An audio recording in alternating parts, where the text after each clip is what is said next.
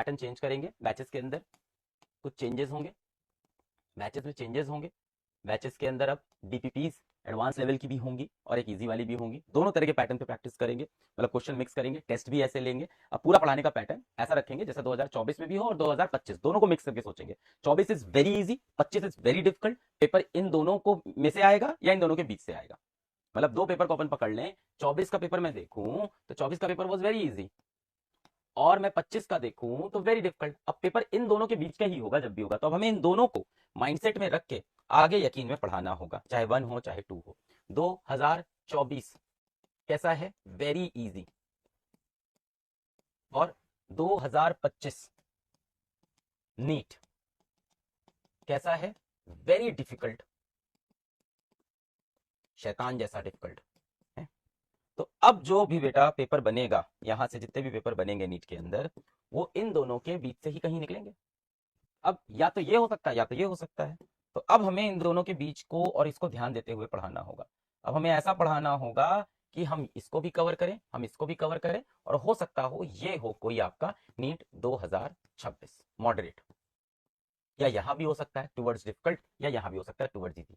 तो हमें ऐसा पढ़ाना होगा कि ये पेपर भी सॉल्व हो, ये पेपर भी सॉल्व हो, ये पेपर भी सॉल्व हो, ये पेपर भी सॉल्व हो। पेपर चाहे वेरी इजी हो, चाहे इजी हो, चाहे मॉडरेट हो, चाहे डिफिकल्ट हो, चाहे वेरी डिफिकल्ट हो, सभी सिचुएशन के अंदर पेपर चाहे इजी हो, चाहे वेरी इजी हो, चाहे इजी हो, चाहे मॉडरेट हो, चाहे डिफिकल्ट हो, चाहे वेरी डिफिकल्ट हो, हर हालत के अंदर यकीन से सिलेक्शन होना चाहिए, लक्ष्य से सिलेक्शन होना चाहिए। हमें ऐसा पढ़ाना है। हम ऐसा पढ़ाएंगे कि आप वेरी इजी पेपर में मचा दो, यहाँ वेरी इजी पेपर आता है तो आप 660 प्लस नंबर लेके आओ। हम ऐसा पढ़ाएंगे कि इजी पेपर आता है तो भाई आप कम से कम 620 नंबर लेके आओ। हम ऐसा पढ़ाएं कि मॉडरेट पेपर आए तो आप कम से कम 600 प्लस नंबर लेके आओ। हम ऐसा पढ़ाएं कि डिफिकल्ट पेपर आए तो आप कम से कम 580 प्लस लेके आओ। और हम ऐसा पढ़ाएं कि वेरी डिफिकल्ट पेपर आता है तो आप कम से कम 520 प्लस नंबर लेके आओ। इस तरह की प्रिपरेशन होलसम होनी चाहिए।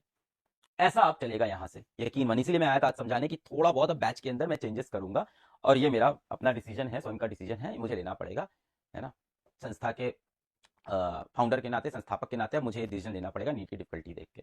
अब हमें इस तरह की सारी प्रिपरेशन को ध्यान देना होगा। तो yes, the preparation for NEET 2026 straight line नहीं होगी, एकदम क्लियर पैटर्न नहीं है कि ऐसा पढ़ना है। हमें हर तरह के पैटर्न को कवर करना है। जैसे जेई एडवांस के अंदर हमें क्लैरिटी है आज कि जेई एडवांस का पेपर इस लेवल का आता है तो इसी लेवल की तैयारी करानी है। जेई मेंस की हमें क्लैरिटी है, इस लेवल का आता है, इस लेवल की तैयारी कराते हैं। बट नीट अब अनप्रिडिक्टेबल है, तो हमें इस कंपटीशन से लड़ने के लिए हर तरह की तैयारी करनी पड़ेगी। इजी क्वेश्चन भी करने हैं, वेरी इजी क्वेश्चन भी करने हैं, इजी क्वेश्चन भी करने हैं, मॉडरेट क्वेश्चन भी करने हैं, डिफिकल्ट क्वेश्चन भी करने हैं, वेरी डिफिकल्ट क्वेश्चन भी करने हैं। जैसा पेपर आएगा हम सेलेक्ट होके आएंगे, चाहे वेरी इजी आए, चाहे इजी आए, चाहे मॉडरेट आए, चाहे डिफिकल्ट आए, चाहे वेरी डिफिकल्ट आए। इस बार जो आया वो कोई प्रिडिक्ट नहीं कर सकता था, सभी ने यार अपनी तरफ से मेहनत की।